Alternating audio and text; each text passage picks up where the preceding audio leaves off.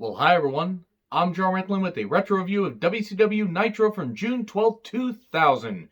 AKA, why the fuck am I still watching this? AKA, how the fuck did TNT not pull the plug on the Russo-rific bullshit that was happening here? It's the fallout from the Great American Bash 2000, which was absolutely abhorrent. It was terrible. Check out my rant of that if you really want to see me just lay into a whole bunch of people on that show.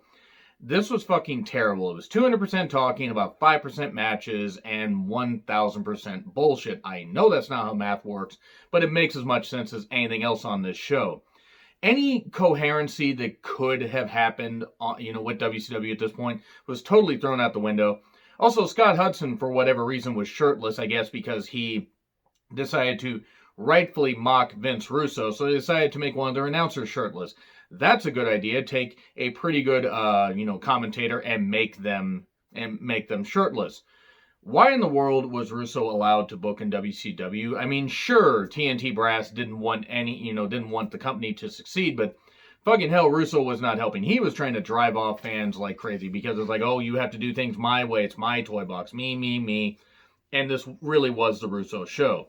So we have Bischoff, Russo, and Goldberg arriving in a limousine because this was right after Goldberg stupidly turned heel. And I may not care for Goldberg in the ring a whole bunch, but turning him heel was way worse than Steve Austin turning heel. Because by this point, nothing could save WCW. And then, they had Austin turn heel not even a year later. And it was fucking terrible. So Bischoff talks about why Goldberg did what he did. He was sick of, people wanting to take his spot. A spot he had earned because old people were upset that Goldberg, this rising up-and-coming superstar, was, catching fire and scorching everybody and all that. And then Goldberg comes in.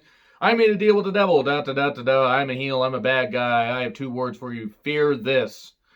Yeah, fear this booking. Fear this show. Fear this bullshit. So then Kevin Nash comes down. He says shit and bitch a few times. And then the cops arrest Nash. But then Russo says, wait, I want big ratings, so we're going to handcuff you and put you in the back of a squad car in the back of the arena, and you're going to face Goldberg later. I don't know why. I don't know what Russo's obsession with handcuffing other men was. I don't know what his obsession was with getting handcuffed by members of the Flair family. I have no idea. We then get a Randy Savage Slim Jim ad, which is weird because I thought Randy Savage's deal was up. Maybe they, still had the deal with Slim Jim, and they were like, hey, Randy, appear here and we'll pay you $100,000. Which is probably what happened. Jarrett then says, hey, Ernest, I want to face Hogan tonight for the title. I don't want to wait till Bash at the Beach. I want to get this bullshit over with right now. He can just, put one foot on me here instead of at Bash at the Beach. He didn't say that, but he might as well have. And then, Miller says, I'll see what I can do. I'm the commissioner. I'm in charge. Nobody knew who was in charge here. Scott Steiner then chases after Russo when Nash is being put in the squad car. And that's not the first time that Scott Steiner's been around cops. And I say that as somebody that is completely, that knows he's completely insane. And I don't really think he's mellowed out all that much because he is pretty much batshit insane. So we then get Vito locking Johnny the Bull in a locker room, I guess because he had a case of he was shitting a lot, apparently was the implication. And he faced Terry Funk in a hardcore championship match that took place at the backstage, went out onto the stage. We get a trash can. We get the weird cage thing out there that they use later in the TNA Asylum. We get tables. We get, a pile driver through the table. And we get Terry Funk getting pinned 1, 2, 3. And then Terry Funk's like, okay, you know what? You beat me fair and square. You beat me in my own game. Here's a title. Here's a handshake. Everything's good. Vito hits him in the back of the head and lays him out and stuff like that because Vito is a heel, I guess, or something. I have no idea. Terry Funk, I believe, would still keep appearing on programming, but boy, this show was goddamn off the rails. The matches meant absolutely nothing. They meant less than nothing compared to episodes since the whole reboot happened. Like, I get it. You have to have a mix of entertainment and wrestling, but when you don't even have enough wrestling to halfway offset the bullshit that you're putting in the talking segments, there's just no cohesion, there's no nothing to this show.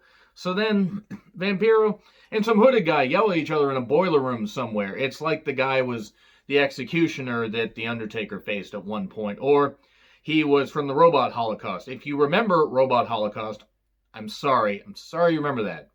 The girl was pretty, and that's about it. The main bad girl. So anyway, Nash then tells Scott, hey, watch over my nephew, who's here for some reason. Nash is a terrible babysitter. Why would he bring his nephew there? And they also kept changing the nephew's age. First they said he was 12, then they said he was 10, then they said he was 8. I mean, maybe I was just hearing a bunch of numbers and everything, because I started tuning out this bullshit pretty quickly. Shane Douglas is cutting a promo saying, wait, my tag team buddy is back, and Buff Bagwell is back. Hooray. Nobody missed him. Apparently he was suspended for 30 days because of unprofessional conduct. I don't know, maybe he tried to wrestle and everybody was so offended they said, go home, please go home. What the fuck are you doing? They took on Chronic. They cut Shane and Buff cut promos first, and then Chronic came out, and we get Shane taping up and accidentally fisting Buff a little bit too hard, and then we get the high times, or high time, or high colonic tide, I have no idea, high chronic tide, and then Buff gets pinned, and then Buff and Shane kind of have a bit of a scrap, and they're like, verbal scrap, hey, why'd you hit me out, oh wait, don't worry, and then Shane fists Buff from behind. I have no idea what my obsession in current, in my recent reviews are with fisting, but you know what, fuck it. I'm just going to roll with it because I have to make some kind of jokes to get through this fucking bullshit. Then Kidman is talking to Mean Gene and says, wait a second, Jarrett versus Hogan, I'll be a special guest referee because he's faced Hogan at, multiple pay-per-views, and it hasn't gone well at all. And then Paisley, the future Charmel, and the artist formerly known as Prince IUK will now just be known as the artist. This was a press conference they held. They actually put up a press conference set to do this. Nothing against IUK, who actually was a pretty damn good worker and I think deserved a whole lot more than he got, but this was a terrible gimmick.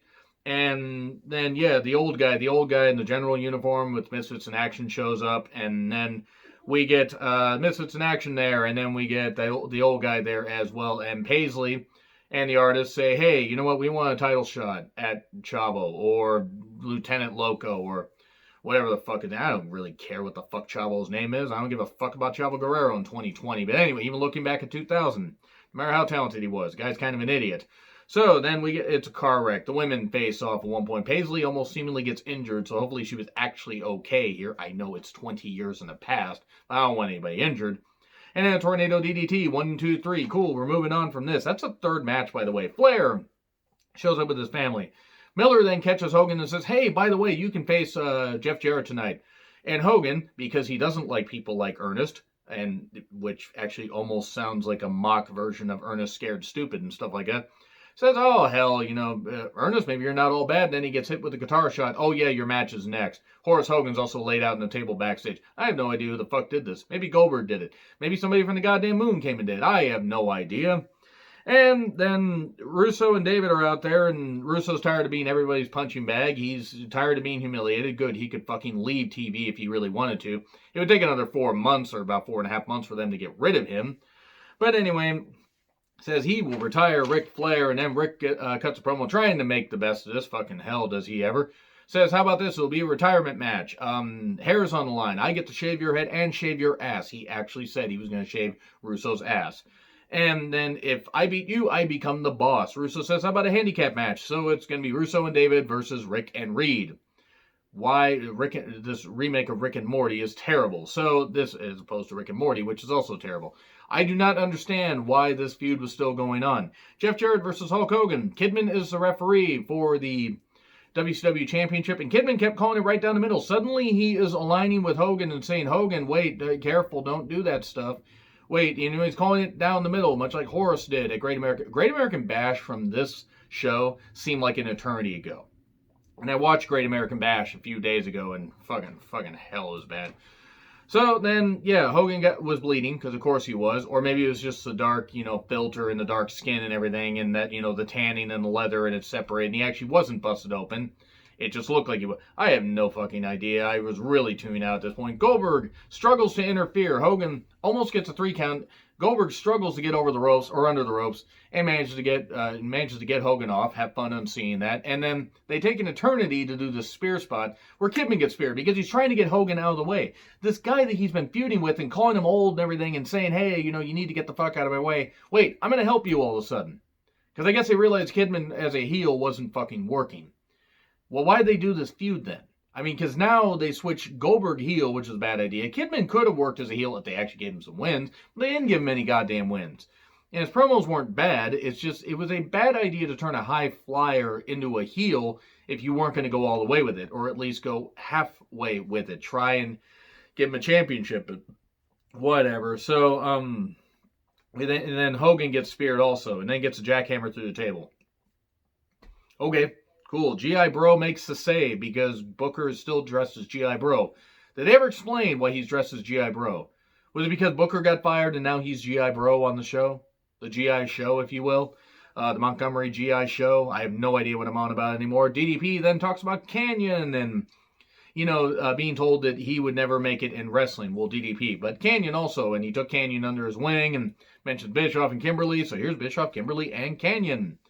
And so, DDP finally says, you know what, this ain't worth it. He goes over a bunch of stuff that's like bad Jerry Springer, bad soap opera bullshit, and says, this ain't worth it. I've cut my teeth. I've done a great job. I've done this.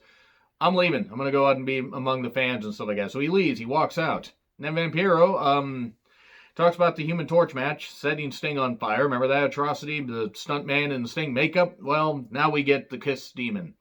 Look, I don't know why the Kiss Demon was there. I have nothing against the person playing the Kiss Demon, but why in the world was this... Oh, right, because Eric Bischoff apparently likes the band Kiss, and that was a bad idea when they had that mini concert and that lip syncing.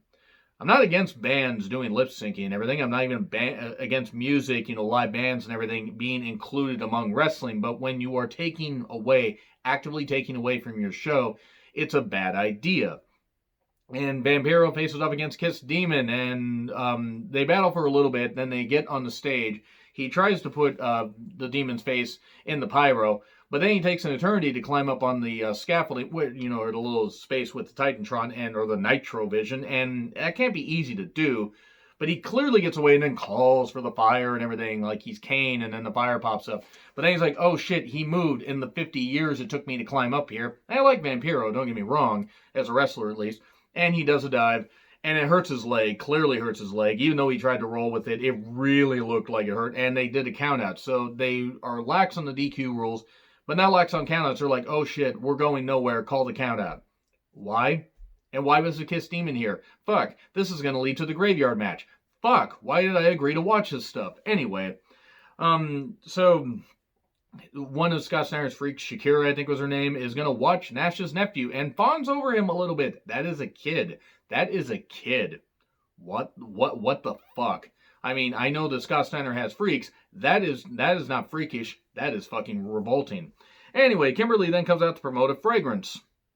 This is TV time they were giving to somebody that really didn't deserve it. And I'm sure Kimberly's a lovely person outside of wrestling. But this wasn't it. This wasn't it at all. She has the charisma of a freaking broken down vacuum. Actually, no, I take that back. A broken down vacuum could still suck. And Kimberly just sucks a whole lot. No, I don't know what that analogy is. But I don't care anymore. I don't care about, doing anything other than phoning in this bullshit. This is fucking stupid. Canyon talks about DDP leaving. And then... Scott Steiner implies that Kimberly's a slut. Well, it's like, it's like sleeping with Kimberly. Who hasn't slept with Kimberly? Oh, because respecting women's important. I know I just mentioned that Kimberly wasn't worth TV time, but for fucking sake, she ain't Sable. Kimberly at least served a purpose, at least seemed to respect wrestling. Sable never did. And hey, at least, at this point, they didn't have Tammy the Tramp on there, so that's always a good thing. So, Canyon versus Scott Steiner. I don't know if this is for the U.S. title, and I don't care. Mike Awesome runs out while the referee is down. And then Chronic makes the save, I guess, but the match just gets thrown out. Miss Hancock shows up, and she attacks Kimberly, and they get sprayed in the face from Kimberly. That sounds like a euphemism, but it's really not. The fragrance to the face. Scott then yells at Russo and Bischoff backstage.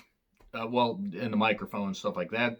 And then Russo and David versus Rick and Reed. Okay, so Rick chops Russo and David.